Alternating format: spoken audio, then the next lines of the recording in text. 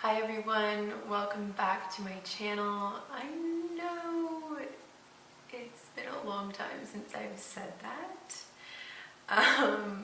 Bear with me.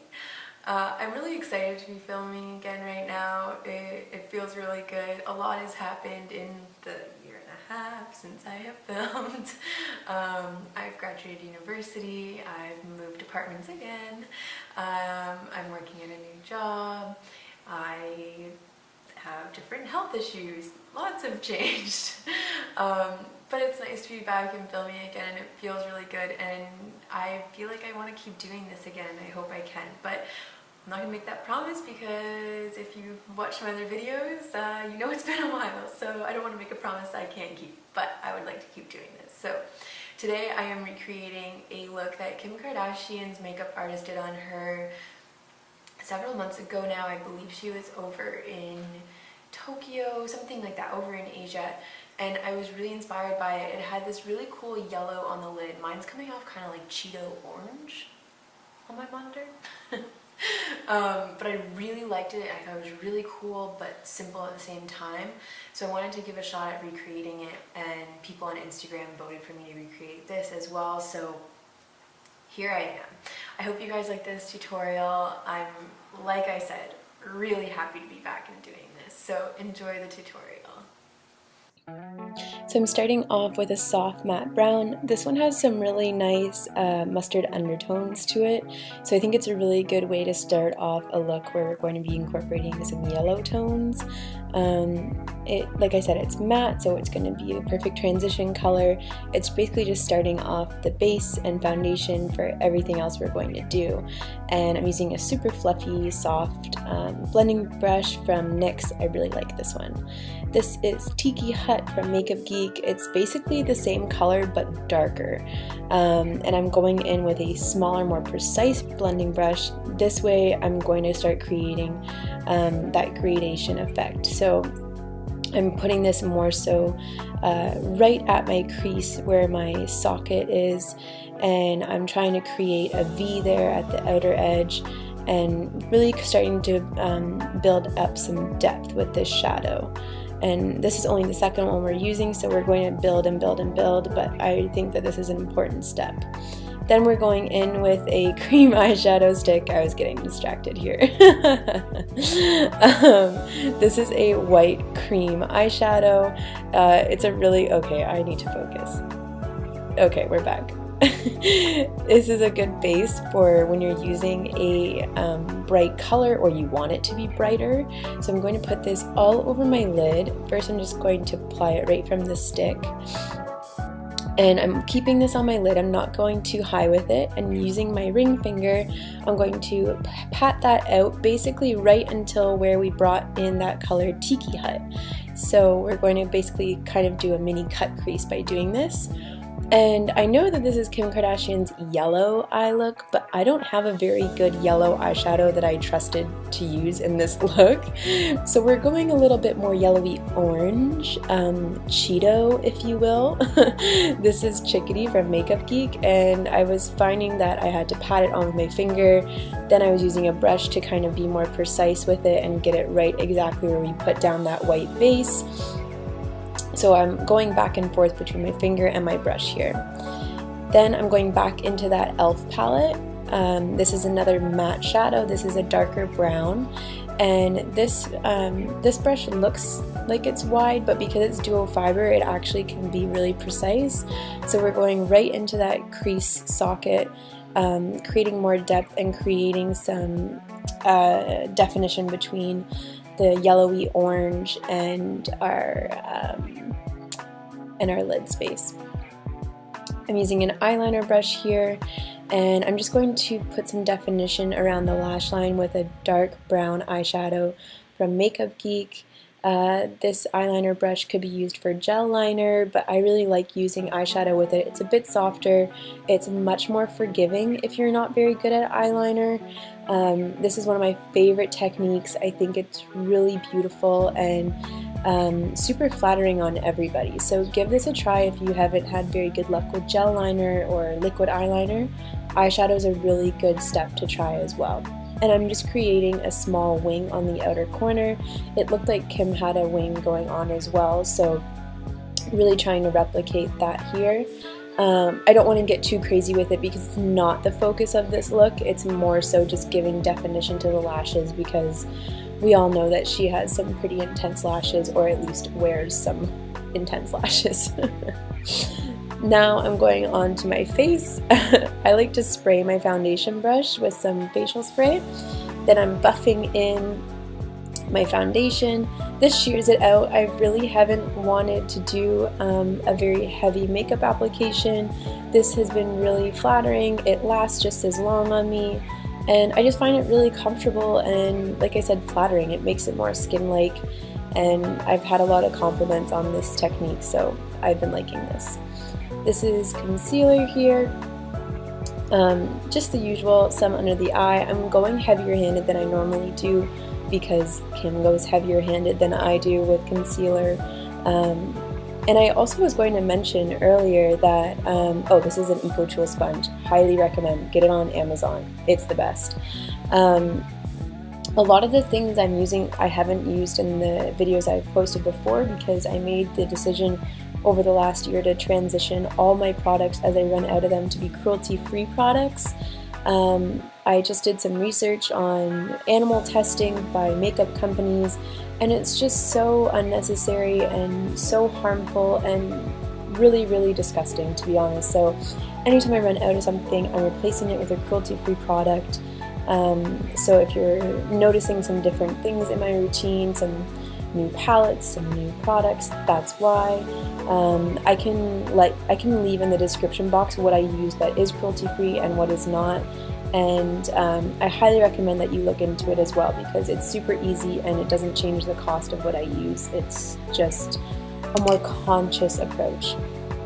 I'm blending out my concealer here to clean up the edges of my eyeshadow. That's a really good technique. It's super easy. I also just got this powder and I love it. It is incredibly translucent. Any skin tone can use it. It makes you look poreless. It keeps you matte. You can throw it in your purse because it's pressed and slim enough to go in your purse. I put it all over my face for easy blending afterwards. I love, love, love this powder. I think it is fantastic. This bronzer has been a favorite for years. It is cruelty-free.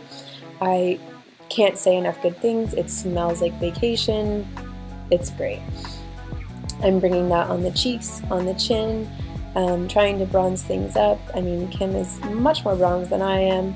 On top of the forehead, that's where the sun would normally hit you. And I think I also go in with a contour brush here as well, just to give some more definition, because we all know that she has some severe cheekbones going on, and I don't as much, so I'm just going to fake it till I make it here. I'm also just bringing a touch on the nose here with a fluffier brush. I'm doing this super lightly by the brow. This will create some definition and just some more angles on the face. I think it looks nice, and as long as it's done in a super soft way, it can be really flattering. This is my very beat up blush that I really, really like. It has some really pretty orange tones to it. It's shimmery but not over the top. I just find it super flattering, and this is like a $3 blush that lasts really nicely. Highly recommend it. I'm also using an e.l.f. blush brush to put it on. I think the brush is also like $2, so this is like a $5 application right here. This highlighter, it's called a bronze highlighter. It is stunning. It just like melts onto the face. It's not crazy. It's not that metallic highlight that everyone seems to love. That's not really my thing. But I adore this. It just like, it makes you have that glow from within look, very goddess-like, super soft and gentle. Kim really wasn't glowy in this look, but I wanted a little something to not look too matte and dry. I think it's beautiful and I highly recommend it. It's the only thing I have from the brand Cargo, but I really like it. I'm using my spray once again. I like to spray this all over, and then I'll take my sponge and just kind of dab over my face. This really helps all my products, my powders, the bronzer, the highlight, the blush, all mesh together, melt into the skin. I see a really big difference from before I spray and after I spray. I would suggest trying this out if you feel like things just aren't quite blending for you. This is a really important step for me and something I really like to do. I did my brows off camera with the Super Brow from Kat Von D, and I am using some Kokie mascara here, also cruelty free, and I love this mascara. It is amazing. Like, people are complimenting my lashes, and I don't even have like crazy lashes, but this mascara makes it look like I do. I did realize while doing my mascara that I had not done any eyeshadow on my bottom lash line, so you'll see me realize that here in a second. Okay, Claire, anytime. Yeah, I didn't do it. I skipped a step. So we're gonna pause on the mascara and we're gonna go back to the lower lash line. I'm going in with that transition color that we used first right off the bat, just this soft matte brown. I'm going to blend that all along the lower lash line. I'm kind of guessing as to what Kim's makeup artist did for this look on the, well, for the bottom lash line, because all the photos didn't really show her looking upwards. It was all about her lids. But you can pretty much almost guarantee every time that Kim had a fairly soft and smoky lower lash line. Then I'm going in with a precise pencil brush, and I'm going to take a darker brown color and go along the lash line with that. I'm using the brown from the e.l.f. palette for this one as well. This is just going to give more definition, make things pop and stand out more. Great for my blue eyes as well. And now we'll go back into our mascara this time and we can actually continue with this step. I always make sure that I have my eyeshadow down on the bottom lash line before I do mascara. And a quick tip for cleaning up, because I am the messiest at applying mascara, just use a spoolie once the mascara is dried on your lid, anywhere you made a mistake, and you can brush it away. I'm trimming some lashes that I'm going to put on because honestly you can't do a Kim Kardashian look without any lashes. It's impossible. So I'm going to apply these with my disgusting, embarrassing makeup with my disgusting eyelash glue. This one's great. You just brush it onto the lash band, mess free kind of, and you're on a roll from there.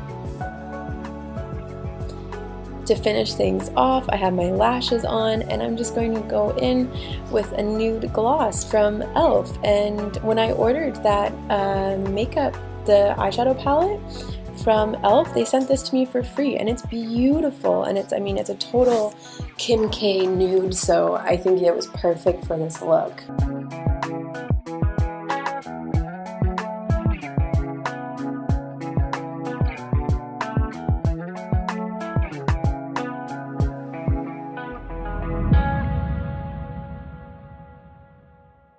That's a wrap on today's tutorial. Thank you so much for watching my video. I really appreciate it. Please leave any comments, feedback, suggestions down below. I would really love to hear from you.